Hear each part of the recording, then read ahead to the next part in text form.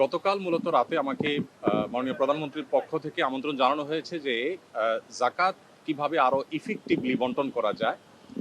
বাংলাদেশে জাকাত কালেকশনের যে অপার সম্ভাবনা আছে সেই সম্ভাবনাটাকে ব্যবহার করে দারিদ্র বিমোচনে জাকাতকে প্রত্যক্ষভাবে কিভাবে এঙ্গেজ করা যায় এবং আরো সফলভাবে জাকাত ব্যবস্থাপনা করা যায় সে বিষয়ে পরামর্শ এবং মতবিনিময়ের জন্য তিনি আমাকে ডেকেছেন এবং একান্ত মিটিংয়ের জন্য আহ্বান করেছেন। তো আমরা যেহেতু আপনারা জানেন আসুন্না ফাউন্ডেশনের মাধ্যমে আমরা জাকাত নিয়ে কাজ করে থাকি বিগত ৬-৭ বছর যাবত, এবং শুধু গত ১ বছরের হিসেব অনুযায়ী আমাদের মাত্র ১৩ কোটি টাকা খরচ করে আমরা ২১০০ বেকার তরুণ তরুণীকে আমরা পৃথকভাবে স্কিল ডেভেলপমেন্টমূলক প্রশিক্ষণ দিয়ে তাদেরকে আমরা কর্মসংস্থানের ব্যবস্থা করে দিয়েছি। এখন আমাদের সেই ২১০০ একসময়ের বেকার তরুণরা ৪২ কোটি টাকা পার ইয়ার, তারা গত ১ বছরে তারা ৪২ কোটি টাকা কামাই করেছে। তার মানে প্রতি বছর এটা আস্তে আস্তে বাড়বে, বই কমবে না। Maggi fried chicken flavour noodles আমার দারুণ ফেভারিট।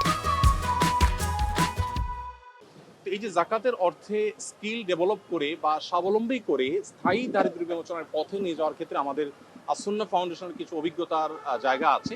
সেই জায়গা থেকে আমরা কিছু পরামর্শ, কিছু মত আমরা দেওয়ার চেষ্টা করছি মাননীয় প্রধানমন্ত্রীকে, এবং সেই মতগুলো তিনি শুনে তিনি খুবই খুশি হলেন এবং তিনি আমাদেরকে মাননীয় মন্ত্রী ধর্মমন্ত্রী মহোদয়কে এবং অন্যদেরকে সংশ্লিষ্টদেরকে নির্দেশ দিয়েছেন যে যেন জাকাত নিয়ে সরকারের জায়গা থেকে আরো ইফেক্টিভলি কিভাবে জাকাত বন্টনকে আরো সুশৃঙ্খলভাবে করা যায় এবং আরো ইফেক্টিভলি করা যায় সেই সম্ভাবনাগুলোকে খুঁজে বের করার জন্য তিনি নির্দেশ দিয়েছেন। তো এখানে মন্ত্রী মহোদয় তাদের জায়গা থেকে তারা কাজ করবেন ইনশাআল্লাহ, এবং একটা কমিটি প্রস্তাবনা করেছেন। তিনি সেখানে আমাকেও থাকার জন্য বিনয় নির্দেশ দিয়েছেন, অনুরোধ করেছেন। আমি ওনাকে বিনয়ের সাথে যদিও বলেছি যে এখানে বেতনের খতিব আছেন আর অনেকে আছেন, তারপরেও তার একান্ত অনুরোধে ইনশাআল্লাহ আমি হয়তো থাকার চেষ্টা করব।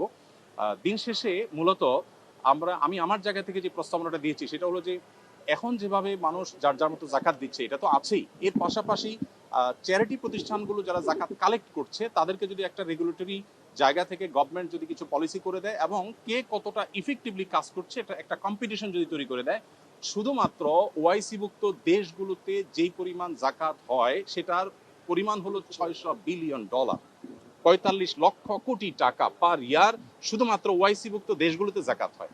আমাদের দেশে সেই জাকাতের টাকা আনার কোনো প্রপার ওয়ে সেভাবে নাই।